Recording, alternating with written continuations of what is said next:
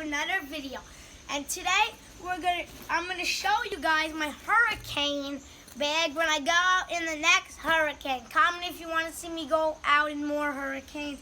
And for example, let's start off with these are the pants I use. Really good for keeping rain out. And we also have this cool jacket. It's waterproof.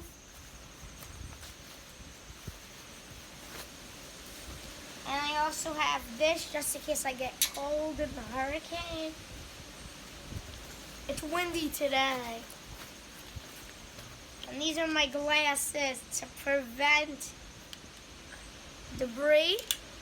Also to prevent like rain and wind from hitting my eyes. See you on the next clip.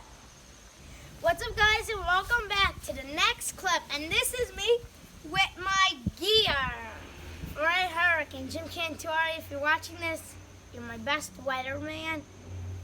And guys, don't think I'm crazy, because Jim Cantore always wears these goggles for a hurricane. Because when the wind hits you, it doesn't hurt your eyes. And it's also because